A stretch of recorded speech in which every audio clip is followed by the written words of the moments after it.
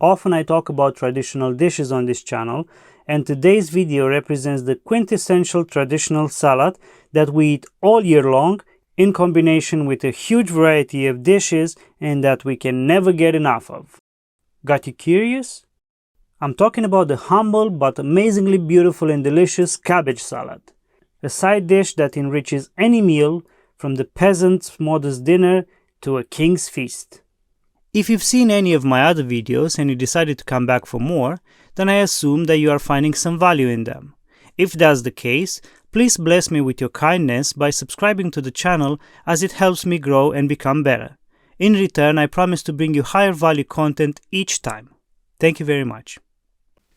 The ingredients you'll need for this salad are 300 grams of red cabbage, 300 grams of white cabbage, 10 cherry tomatoes or more if you like them a lot, 1 medium carrot, 1 medium onion, salt and pepper to taste, 2 tablespoons of olive oil, and 1 tablespoon of vinegar.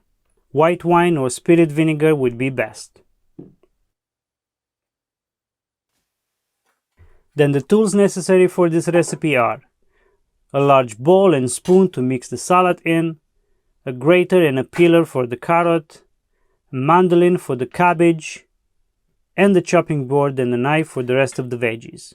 But if you don't have a mandolin, you can use the knife to slice the cabbage as well.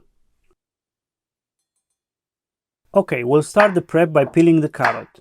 And I only mention peeling the carrot because if it's bought from the shop, they're usually coated and sprayed with all kind of chemicals so that they don't sprout and basically age and deteriorate.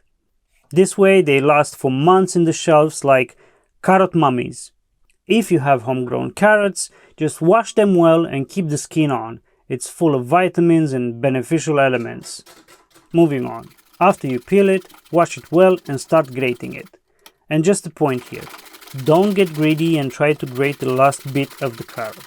That's when accidents happen and you'll add yourself to the salad as well. Keep the last knob of carrot and just munch on it. You'll thank me later.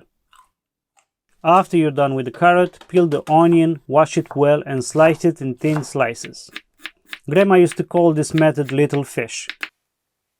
I'm not sure why they don't look like tiny fishes to me, but hey, I'm not gonna judge my grandma. With the cabbage is simple. If you have a mandolin, be very careful and slice the cabbage until you end up with a beautiful, elegant and fine pile of shredded cabbage. If not, you can use a sharp knife and the same care and attention and slice them as thin and fine as you can. It's gonna be good enough, and you know, grandma never had a mandolin, so no worry if you don't have one either. Mandolins are great, but dangerous, and a cut from a mandolin takes ages to heal. At this point, when you have the cabbage, onion and carrot in the bowl, add the salt and pepper to it, and we will begin what I call the softening stage. You see, the cabbage is stiff and crunchy beyond reason. And in order to make this salad the traditional salad I grew up with, the cabbage must be subdued and softened up by squeezing it between our powerful home-cooked hands and letting the salt do its magic. By that I mean the salt will contribute to the bruising effect, aka the softening we're doing right now, and it helps release the water stored into the cabbage. Squeeze it like you mean it for about 2 minutes, then let it rest for 5 more minutes.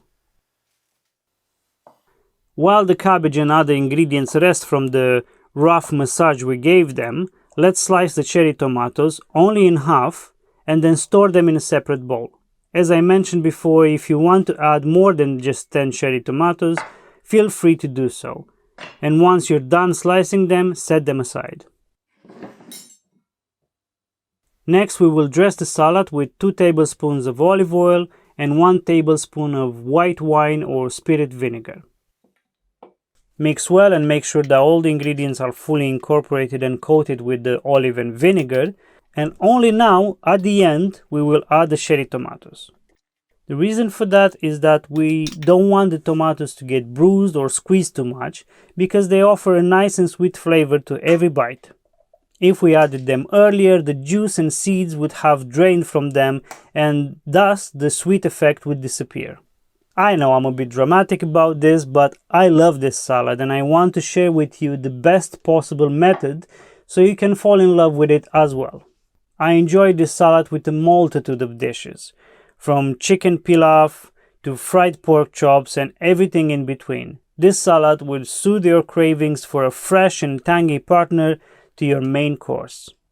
I'll be honest, sometimes I make this salad and eat it with just a handful of homemade croutons, and that sets me up for the whole day. I hope you found this video useful, and if you did, please like it and share it with your loved ones, either in video format or as a live masterpiece on the side of their plate, either at the dinner or lunch table. Thank you very much for your time, and I will see you next week. Bye bye.